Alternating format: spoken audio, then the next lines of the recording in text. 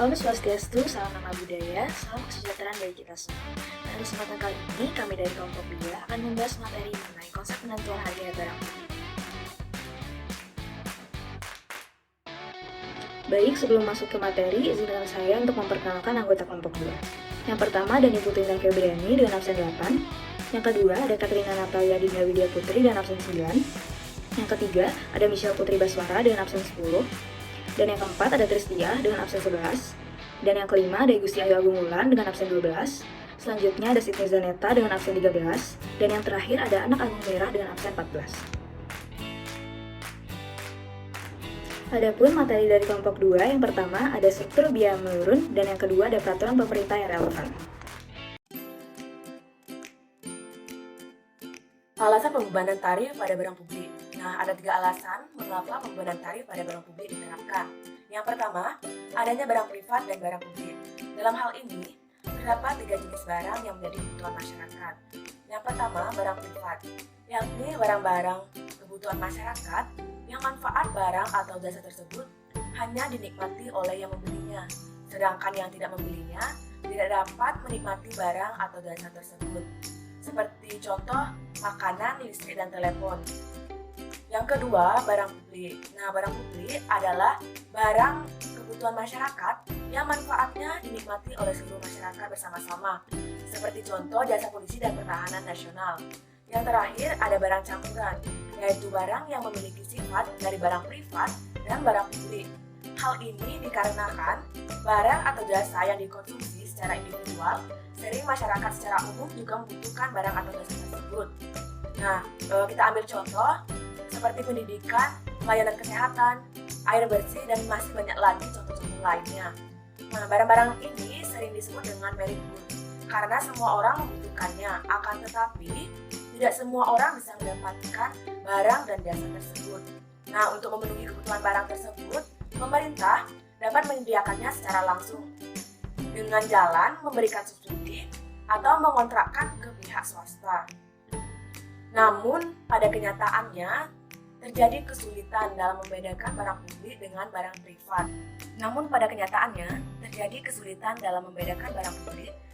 privat. Hal ini disebabkan oleh beberapa hal. Yang pertama, batasan antara barang publik dan barang privat sulit untuk ditentukan. Terdapat barang dan jasa yang merupakan barang atau jasa publik, tapi dalam penggunaannya tidak dapat dihindari keterlibatan beberapa elemen pembebanan langsung. Nah, di sini kita mengambil contoh, yakni biaya pelayanan medis, tarif obat-obatan, dan air. Nah, pembebanan terhadap pemanfaatan barang tersebut memaksa orang untuk berhati-hati dalam hal mengkonsumsi sumber-sumber yang mahal dan langka tersebut. Yang kedua, terdapat kecenderungan untuk membebankan tarif pelayanan daripada membebankan pajak. Nah, hal ini dikarenakan pembebanan tarif dianggap lebih mudah untuk mengumpulkannya. Jika yang digunakan adalah pajak, maka akan terdapat kesulitan dalam hal menentukan besarnya pajak yang pantas dan cukup. Sedangkan jika digunakan pembebanan tarif pelayanan, orang harus membayar untuk memperoleh jasa yang diinginkannya dan mungkin bersedia untuk membayar lebih tinggi dibandingkan dengan tarif pajak. Terdapat argumen yang menyatakan bahwa pembebanan pada dasarnya demokratis karena orang dapat memilih barang apa yang ingin mereka bayar dan yang tidak mereka inginkan, sehingga pola pengeluaran publik dapat diarahkan menurut pilihan mereka sendiri. Alasan yang kedua yakni efisiensi ekonomi. Ketika setiap individu bebas menentukan banyaknya barang dan jasa yang mereka ingin konsumsi, mekanisme harga memiliki peran penting dalam mengalokasikan sumber daya melalui yang pertama, pendistribusian permintaan. Pihak yang mendapatkan manfaat paling banyak harus membayar lebih banyak pula. Yang kedua, pemberian insentif untuk menghindari pemborosan. Yang ketiga, pemberian insentif pada supplier berkaitan dengan skala produksi. Yang keempat, penyediaan sumber daya pada supplier untuk mempertahankan dan meningkatkan persediaan jasa. Untuk public goods, pemerintah lebih baik menetapkan harga di bawah harga normalnya, atau bahkan tanpa dipungut biaya. Mekanisme pembebanan tarif pelayanan merupakan satu cara menciptakan keadilan dalam distribusi pelayanan publik. Yang alasan ketiga, prinsip keuntungan. Ketika pelayanan tidak dinikmati oleh semua orang, pembebanan langsung kepada masyarakat yang menerima jasa tersebut dianggap wajar bila didasarkan prinsip bahwa yang tidak menikmati manfaat tersebut tidak perlu membayar. Jadi, pembebanan hanya dikenakan kepada masyarakat atau mereka yang diuntungkan kepada pelayanan tersebut. Prinsip dan praktek pembebanan sebagian barang dan jasa yang disediakan pemerintah lebih sesuai dibiayai dengan pembebanan tarif. Semakin dekat suatu pelayanan terkait dengan barang privat, semakin sesuai barang tersebut dikenai tarif. Namun, batasan identifikasi barang privat dan publik kadang sulit dan harus dilakukan dengan dasar tiap pelayanan. Dalam praktiknya, pelayanan yang gratis secara nominal seringkali sulit dijumpai. Pelayanan gratis menyebabkan insentif rendah, sehingga terkadang kualitas pelayanan menjadi sangat rendah. Nah, kita ambil contoh pemberian pelayanan kesehatan gratis. Nah, biasanya kualitasnya kurang memuaskan. Menurut Devas pada tahun 1949, kesalahan penetapan tarif pelayanan publik merupakan penyebab utama defisit anggaran di negara berkembang. Pelayanan gratis mengakibatkan insentif yang rendah, sehingga kualitas menjadi sangat rendah dan tidak memuaskan. Kegunaan pembebanan dalam praktek. Charging for service merupakan salah satu sumber penerimaan bagi pemerintah daerah tertentu. Pemerintah memperoleh penerimaan dari beberapa sumber, antara lain pajak, pembebanan langsung pada masyarakat atau charging for service, laba BUMN atau BUMD, penjualan aset milik pemerintah, hutang, dan pembiayaan defisit anggaran atau mencetak uang. Pada umumnya, kita mengharapkan bahwa penyedia barang publik seperti pertahanan, kesehatan publik, dan jasa kepolisian seharusnya diberikan secara gratis, dalam arti dibiayai dari pajak.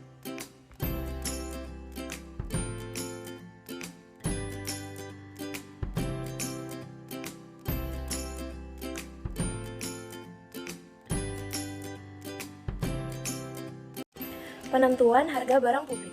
Persaingan sangat tajam di antara para pengusaha menyebabkan perusahaan yang tidak bisa berusaha secara efisien akan keluar dari industri.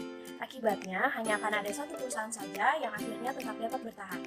Oleh karena itu, industri semacam ini disebut juga industri monopoli alamiah atau natural monopoly.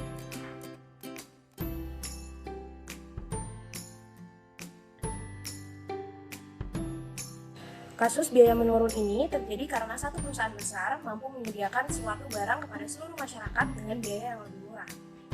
Penanganan produksi barang tersebut oleh pemerintah menimbulkan dua alternatif produksi, yaitu OX3 dan OX2. Penentuan tingkat produksi yang efisien akan menyebabkan pemerintah menderita kerugian. Selanjutnya adalah pajak untuk menutup defisit. Defisit pemerintah dalam memproduksi barang publik sebesar OX2 dapat ditutup dengan pajak. Akan tetapi, pemungutan pajak akan menimbulkan beberapa masalah. Apabila pajak yang dikenakan pada masyarakat adalah jenis pajak lump sum atau dikenakan dalam jumlah yang sama pada setiap orang, maka tidak akan ada masalah dari segi efisiensi karena pajak ini tidak dapat mempengaruhi perilaku masyarakat dan hanya menimbulkan efek pendapatan tetapi tidak ada efek substitusi. Akan tetapi, pajak lump sum bertentangan dengan prinsip kemampuan membayar pajak atau ability to pay. Apabila defisit pemerintah ditutup dengan pajak pendapatan, maka dari segi kemampuan membayar pajak pendapatan bersifat adil. Tetapi, pajak pendapatan menimbulkan efek pendapatan dan efek substitusi yang menyebabkan perubahan perilaku konsumen, sehingga pajak tersebut dikatakan tidak efisien. Pemungutan pajak ini dimaksudkan menutup defisit pemerintah dalam memproduksikan suatu barang publik, menimbulkan ketidakadilan lain bagi seluruh masyarakat. Karena orang yang membayar pajak mungkin tidak menikmati jasa barang publik tersebut. Misalnya, pajak pendapatan yang digunakan untuk menutupi kerugian perusahaan kereta api milik negara akan menimbulkan ketidakadilan bagi orang yang membayar pajak pendapatan tetapi tidak pernah naik kereta api.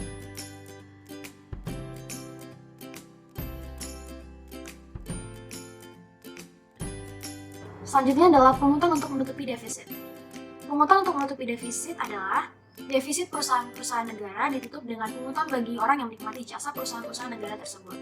Masalahnya, apabila jumlah pungutan terlalu tinggi karena dimaksudkan menutupi biaya produksi, maka output yang diproduksikan akan menjadi terlalu sedikit dan harga menjadi lebih tinggi daripada harga pada tingkat output yang efisien, yaitu pada MC sama dengan AR. Untuk mengatasi masalah ini, Perusahaan negara yang bersangkutan dapat mempergunakan kebijaksanaan harga yang kurang menimbulkan inefisiensi dibandingkan dengan sistem harga di mana harga barang per unit sama dengan biaya per unit atau TR sama dengan TC. Salah satu cara pengenaan harga suatu barang adalah dengan sistem dua harga. Pada sistem harga ini, setiap konsumen harus membayar pungutan atas setiap unit barang yang dikonsumsikan. Selain itu, mereka juga harus membayar tambahan pungutan atau pembayaran dalam jumlah yang sama untuk setiap konsumen. Tambahan pungutan tersebut menimbulkan efek substitusi antara pilihan menjadi langganan atau konsumen perusahaan tersebut atau tidak. Tetapi tidak menimbulkan efek substitusi antara tingkat penggunaan atau jumlah penggunaan jasa perusahaan tersebut. Apabila defisit perusahaan negara tersebut kecil, sedangkan konsumennya banyak, maka pungutan tambahan atau uang langganan akan menjadi lebih sedikit sehingga masalah efisiensi dapat diatasi karena jumlah pungutan tambahan tidak akan menyebabkan konsumen mengurangi permintaan akan barang atau jasa perusahaan negara yang dimaksud. Materi yang selanjutnya yaitu diskriminasi harga untuk menutup defisit. Sistem diskriminasi harga adalah pengenaan harga yang berbeda antara jumlah barang yang berbeda pula. Nah, pada diagram berikut ini ditunjukkan bahwa apabila suatu perusahaan negara bertujuan untuk mencapai efisiensi maksimum, maka perusahaan tersebut akan menetapkan harga sebesar OH1 dan menghasilkan output sebanyak OX1. Pada jumlah barang sebesar X3, konsumen sebenarnya bersedia membeli dengan harga AX3 per unit barang. Apabila produsen menetapkan harga barang sebesar biaya rata-ratanya, maka harga barang ditetapkan sebesar CX3 sehingga terdapat surplus konsumen sebesar AC. Untuk seluruh jumlah barang produksi sebesar OX3, surplus konsumen ditunjukkan dengan area DAI. Dan apabila perusahaan yang bersangkutan dapat melakukan diskriminasi harga secara sempurna, maka perusahaan tersebut akan mendapat keuntungan sebesar area DBE, dikurangi dengan BFG, karena untuk setiap konsumen terdapat perbedaan pendapatan selera. Kurva permintaan mereka pun juga berbeda, sehingga bagi setiap konsumen dapat dikenakan harga berbeda pula. Namun walaupun demikian, diskriminasi harga secara sempurna tidak mungkin dilaksanakan karena tindakan tersebut itu membutuhkan biaya yang sangat besar, sehingga biasanya yang dilakukan adalah diskriminasi harga yang tidak sempurna. Dan untuk melakukan diskriminasi harga itu terdapat dua syarat yang harus dipenuhi, yaitu yang pertama, konsumen tidak dapat saling berhubungan, dan yang kedua yaitu elastisitas permintaan berbeda untuk konsumen yang berbeda pula.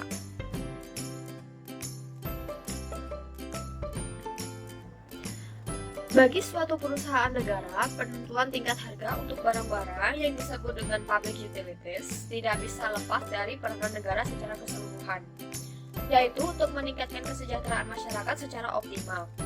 Dalam hal ini, maka tindakan pemerintah untuk menggunakan diskriminasi harga haruslah diupayakan agar excess burden bagi masyarakat sekecil mungkin. Pada perusahaan-perusahaan yang menghasilkan dua jenis barang atau lebih, usaha untuk menutup defisit dapat dilakukan dengan cara mengenakan harga yang 10 lebih tinggi bagi barang yang mempunyai permintaan inelastis. Untuk barang tersebut, pengurangan pemerintah karena harga yang tinggi akan lebih sedikit daripada jenis barang yang permintaannya lebih elastis, dan pengurangan surplus konsumen juga menjadi lebih kecil. Pada diagram berikut ini menunjukkan dua jenis barang dengan elastisitas permintaan yang berbeda, di mana permintaan untuk air minum sifatnya lebih elastis daripada permintaan air untuk industri batik. Dapat dilihat bahwa semakin elastis permintaan akan suatu barang, maka semakin besar surplus konsumennya. Apabila produsen menaikkan harga air menjadi OE, maka surplus konsumen air industri batik menjadi AEF, dan surplus konsumen air minum sebesar AEG. Sehingga produsen dapat mengurangi surplus konsumen air minum sebesar CBGE dan pengurangan surplus konsumen industri batik sebesar CEFB. Dan dapat dilihat pula bahwa pengurangan surplus konsumen air untuk industri batik lebih kecil daripada pengurangan surplus konsumen air minum, sehingga kerugian masyarakat juga lebih kecil. Perusahaan akan menetapkan jumlah produksi air pada MC sama dengan MRB, di mana sebesar OKIP unit per tahun. Jumlah air yang dijual pada tiap pasar adalah sebesar OB1 pada industri batik dan OM1 untuk air minum, di mana OB1 plus OM1 itu sebesar OKIP. Oke, masuk ke materi subbab 2, yaitu tentang peraturan pemerintah yang relevan. Oke, selanjutnya tentang peraturan pemerintah untuk menutup defisit. Pada umumnya, peraturan pemerintah menetapkan bahwa harga yang dapat dipungut haruslah dapat menutupi seluruh biaya produksi termasuk pengembalian modalnya. Tingkat pengembalian modal yang dilakukan oleh perusahaan-perusahaan pemerintah harus sama dengan tingkat pengembalian modal pada industri-industri swasta lainnya, sehingga terjadi alokasi modal yang efisien antara perusahaan pemerintah dengan perusahaan-perusahaan swasta. Dalam hal ini, pemerintah harus menetapkan dengan tegas semua komponen-komponen biaya produksi. Hal ini disebabkan oleh karena apabila manajer perusahaan-perusahaan negara mengetahui bahwa setiap kenaikan biaya akan menyebabkan diperkenakannya upaya untuk menaikkan harga, maka manajer akan memasukkan komponen biaya yang tidak penting bagi operasi perusahaannya. Baik, saya akan melanjutkan materi mengenai teori second best. Suatu perekonomian akan mencapai efisiensi yang optimal apabila dalam bidang produksi dan konsumsi terdapat pasar persaingan sempurna. Dalam bidang produksi, ini berarti bahwa semua industri menetapkan harga sesuai dengan penetapan harga marginal. Apabila argumen tersebut dikembangkan pada bentuk pasar lain, maka alokasi sumber yang optimal tetap akan terjadi apabila semua industri menetapkan harga sebesar marginalnya atau di mana AR sama dengan MC. Penetapan harga berdasarkan biaya marginal adalah apa yang disebut dengan first best theory of pricing. Masalahnya, apabila semua perusahaan swasta kecuali satu perusahaan menetapkan harga berdasarkan prinsip biaya marginal, maka perusahaan yang satu tersebut tidak menggunakan sumber ekonomi secara efisien. Yang terbaik adalah apabila semua perusahaan menetapkan first best theory. Akan tetapi, apabila ada perusahaan swasta yang tidak menetapkan first best theory, maka seharusnya pemerintah melalui perusahaan negara menetapkan harga yang menyimpang dari first best theory agar dapat melakukan koreksi terhadap penggunaan sumber ekonomi yang tidak efisien.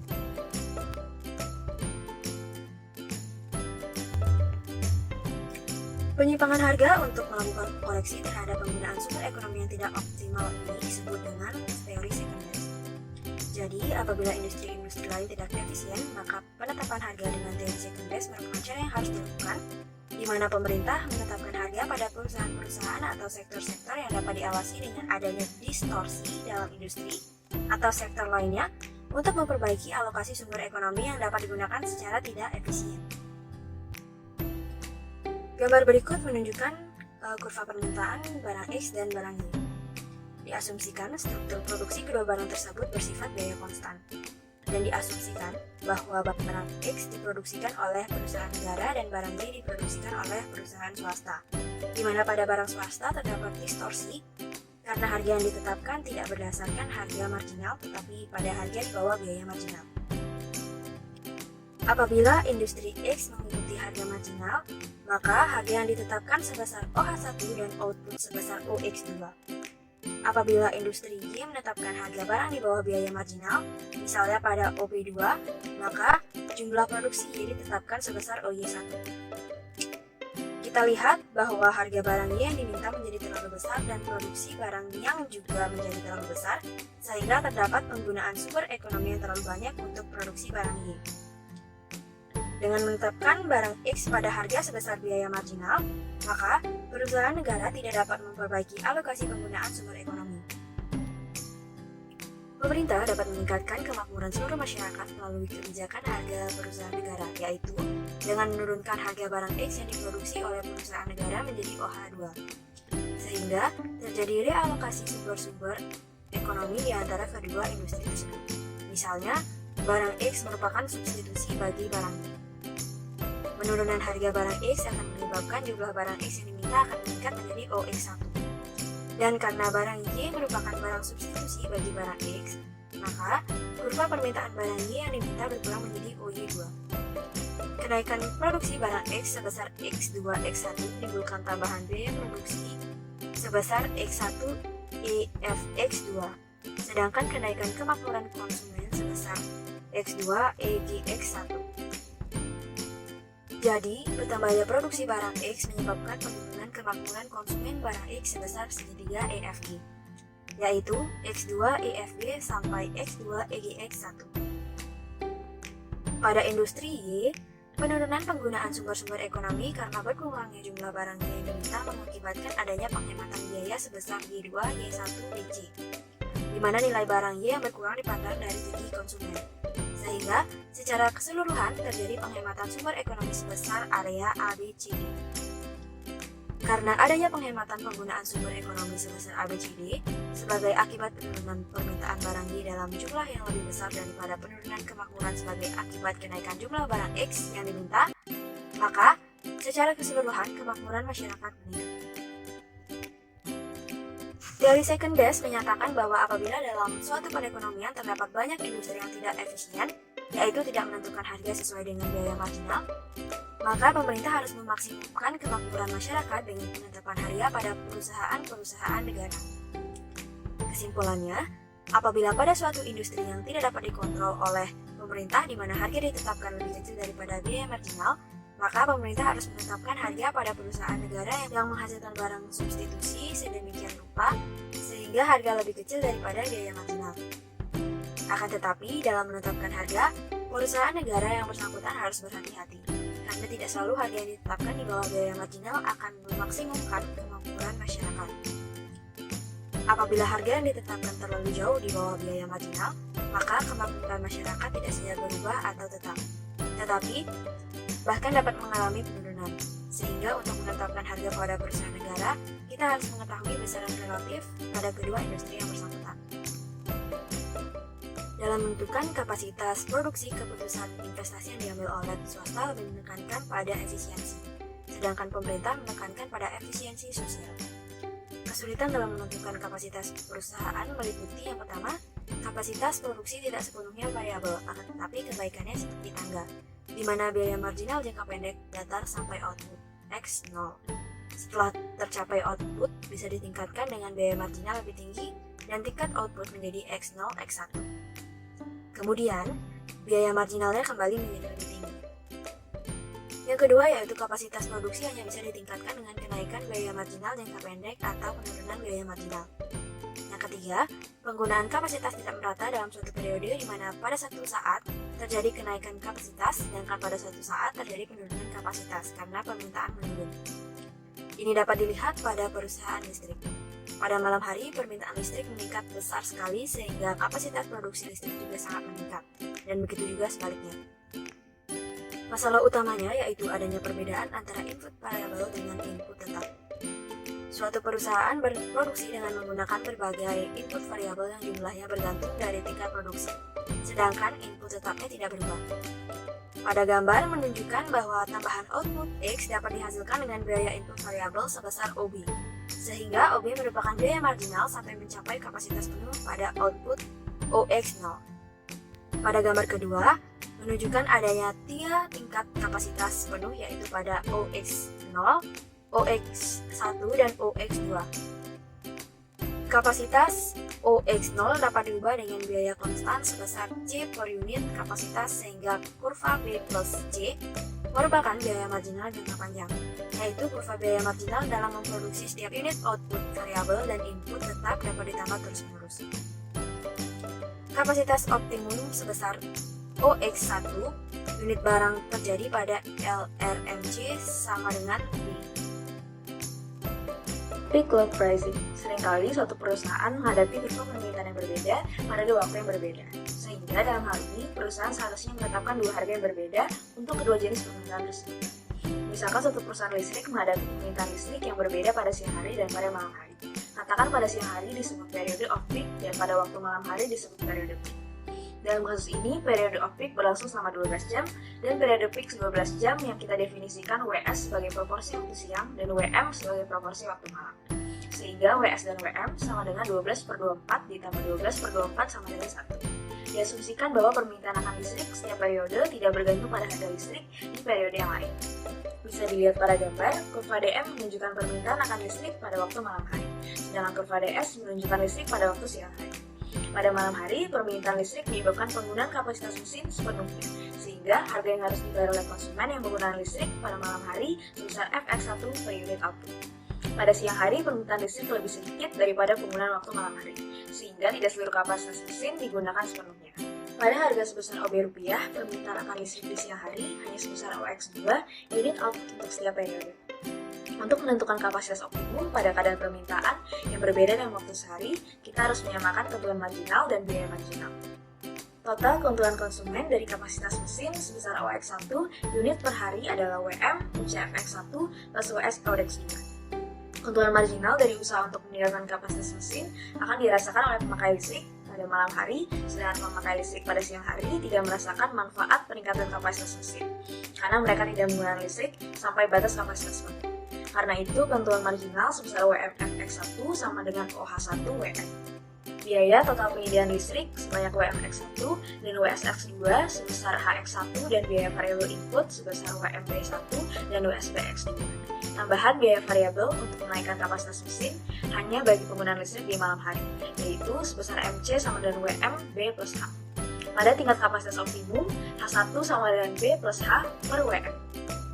Ada 3 kesimpulan yang dapat diambil dari analisa kebijaksanaan harga peak load, yaitu yang pertama, harga pada periode off-peak sama dengan biaya marginal jangka pendek. Yang kedua, harga pada periode peak lebih tinggi daripada biaya marginal pada jangka panjang.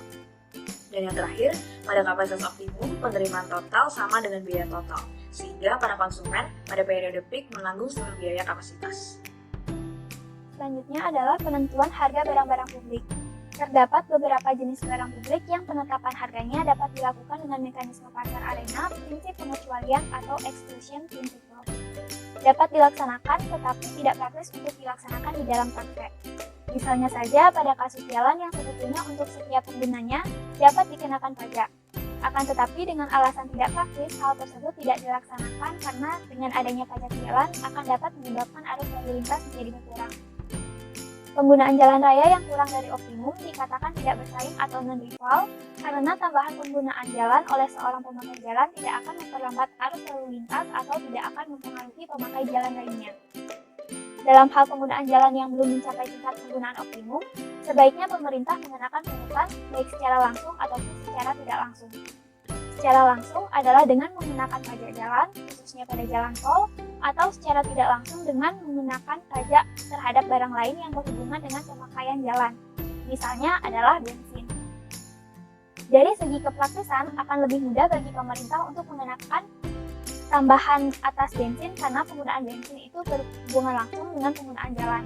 Kemudian dari segi keadilan, pengenaan pajak tambahan atas bensin bersifat lebih adil karena pungutan tersebut menunjukkan jenis kendaraan dan juga frekuensi penggunaan jalan serta panjang jalan yang dilalui. Sedangkan tol tidak membedakan golongan pemakai jalan dan panjang jalan yang dilalui. Kemudian lain halnya dengan jalan yang tingkat penggunaannya sudah melampaui titik optimum di mana tambahan seorang pemakai jalan atau pengendara akan memperlambat arus lalu lintas. Di sini dikatakan bahwa pemakai jalan sifatnya adalah bersaing, sehingga haruslah dikenakan suatu pajak atas penggunaan jalan sehingga demikian orang yang sangat membutuhkan jasa jalan akan menyatakan preferensi yang tidak terjadi pada barang publik lainnya seperti pertahanan, kehakiman, dan sebagainya. Selain itu, mungkin juga terjadi penggunaan suatu jalan yang tidak merata dalam satu periode tertentu, misalnya 1 hari, di mana pada waktu-waktu tertentu penggunaan jalan itu melebihi kapasitas optimum, sedangkan pada waktu-waktu lainnya penggunaan jalan berada di bawah kapasitas optimum. Dalam hal ini, penetapan harga berdasarkan peak load harus dilaksanakan. Baik, sekian video presentasi dari kelompok kami. Apabila ada kesalahan kata baik yang kami lakukan secara sengaja maupun tidak sengaja, kami mohon maaf. Kami tutup dengan cara bersantai. Om Santi.